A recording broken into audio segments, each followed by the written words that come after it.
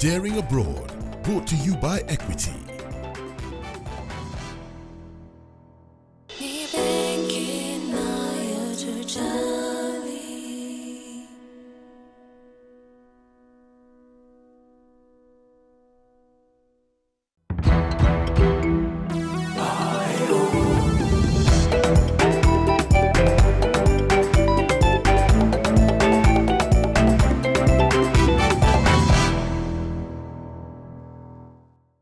Visa issues, immigration issues can be complex across the world. Now, on this series, we brought you expert advice from the US and the UK.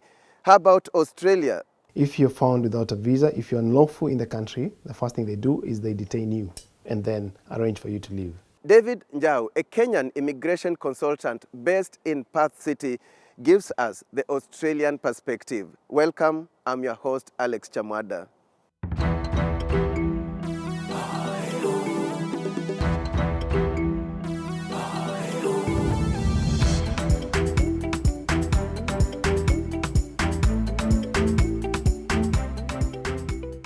David Njau is the director of KENOZ Migration, an immigration service company located in Perth City, Western Australia. The nature of my services mainly involves helping people to get their visas or to apply to extend if they have partners, if they have families that want to move them to move into Australia. Then that's the kind of work I do. So I liaise between the client and the migration and put the best case forward for them to get their visas. The main ones are students visas, visitor visas, there's permanent residency, there's partner visas. Those are probably the main ones. Others include refugee, skilled, tourist, and business visas.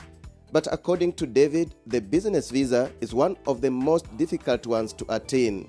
Business visas, not very common with Kenyans because it requires quite a bit of money. But I'm sure in future people will get to the point where they can afford to venture into business. Plus, it has its own requirements. You don't just come in and start pay money to just get the visa. You have to actually commit the money and make sure that have a company that's up and running, not just putting the money there.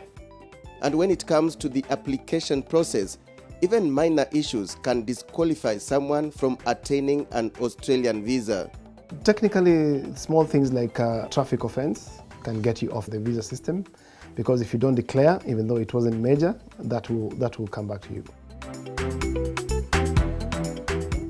Since commencing operations, the company's clients have mainly consisted of African students, most of them from Kenya, Zimbabwe, and Zambia. The good thing about it, if you do a degree or a master's or some of the courses in diploma level, you get a 2 years visa, 18 months or 2 years visa, which means you can stay another extra 2 years after you finish your college to gain some experience or look for other alternative ways of settling in. So that's probably the unique thing about student visa. You can get an extra chance to get yourself into the industry or get yourself to work for someone who might be keen to hire you and keep you.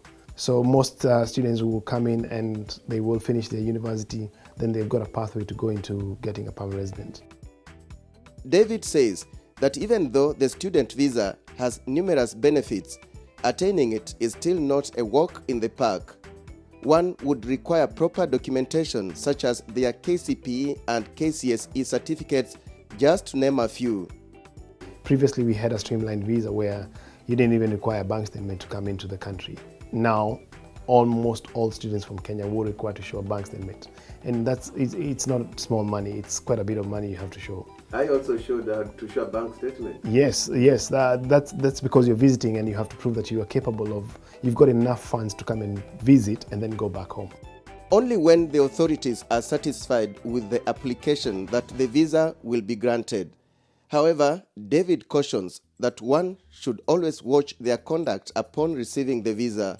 One effective way of doing this is by avoiding peer pressure.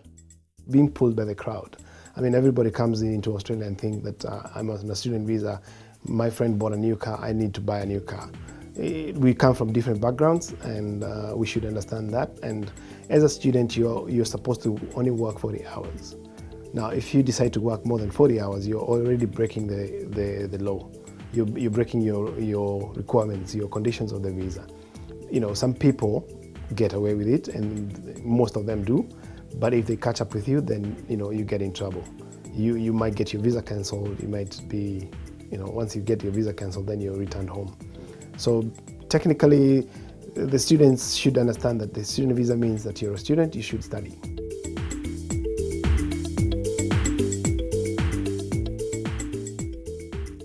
According to the immigration expert, visa cancellation can be immediately followed by removal. So as soon as the immigration department, through whoever the officers or the government officers get hold of you, they have to put you in detention and then remove you from the country. So it does happen a lot with students, and I'm not saying it's Africa. Most of the people who are illegal in the country are not even from Africa.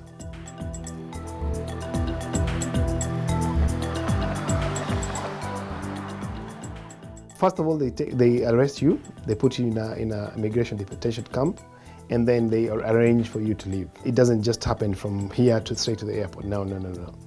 Unfortunately, this is not the only repercussion for misconduct. What happens is as many people break the law in a particular country, for example, Kenya, then they get rated. For example, Kenya is currently sitting on level 3, which is probably the lowest level you can be. This makes other people who want to get visas, even if they're genuinely wanting to get visas, harder for them, because now the migration will be looking at the documents closely. And every year, around March, the rating changes for every country. So depending on what has happened the previous years, they will look at the statistics and see how many people came in, how many disappeared, how many did not complete their university. This also affects universities, so the universities are also very keen to get in the students who are genuinely coming to study and not just to disappear in the system. And the bad news does not end there. Of course. It also affects even people, individuals. If you invite somebody on a sponsored visa, these are family-sponsored visas where the person who invites you guarantees that you're going to leave the country. Now, if you don't leave, that person will not be able to invite anyone else on that visa for about 5 years.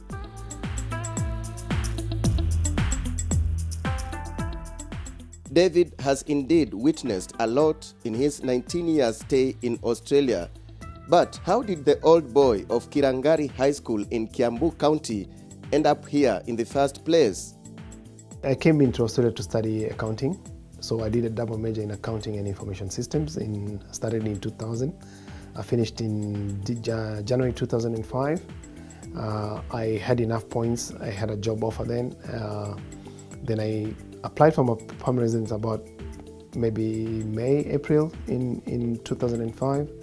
Got it in 2 months, then continued working all through, and I applied for my citizenship in 2012.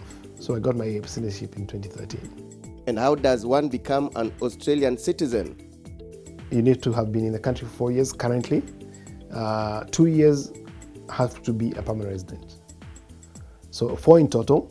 But in the 4 years, you must be a permanent resident for 2 years. For you to become a citizen. Okay. And then you apply to become a citizen. Mm-hmm. Once you become a citizen, now you're open to even more benefits, because now you can get you have a passport, which is a very strong passport, and plus you can work in any government office. You can even run for politics. You can do all those things. For a permanent resident, also another benefit is you can get jobs outside the country easily, because they can see you're not looking to run away, because Australia is a stable country, so most people won't want to stay here. Being an Australian passport holder also grants one easy access to other countries. For example, the US, you only need to do an online application, which is like 20 Australian dollars, I think $15 US, and it gets automatically granted. Okay. And so you don't need to go to an interview to get a visa and all that. Despite this, David says life in Australia also has its challenges. It's a lot of hard work because you have to, especially if you have a family, you have to make sure that somebody's looking after your kids, especially when they're young. The juggling between children and work and family is quite hard. For example, I work during the day and my wife works most of the nights, so that when I'm at work, she's at home with the kids, and when she's gone to work, and I stay with the kids overnight. So, but it works for us. But even with the difficulties, David feels Kenya can borrow a few things from the Aussies. They're well connected. If the immigration wants to get you, they could go through a different government department. They like the tax. So how the department finds out that people are working longer, they can get information from the tax office. And the tax office is authorized to provide that information to the department. So the system is well connected. Everything is interconnected. I think probably that's what Huduma number will do eventually. I don't know, but things are very, very well connected. You even if you lie your address, you will lie your address, but you won't lie everything. There's something that they'll find you from. And speaking of Kenya, does he ever think of relocating back home? Well, we all say we have a home to go to. Time will tell. I have done some few investments back home, so I still intend to go back when the time comes. I don't know when. David is encouraging people to follow their dreams, which can be achieved at home or abroad through honesty. And abroad will not work for you through shortcuts, he warns.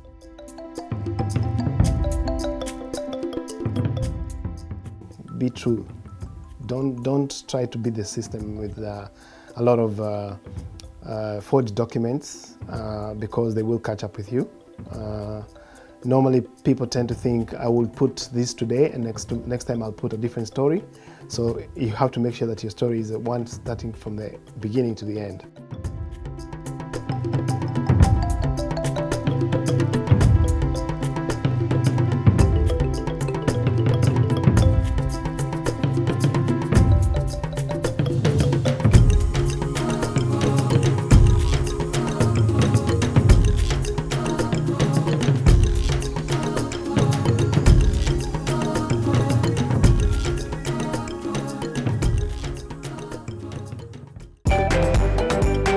Daring Abroad, brought to you by Equity.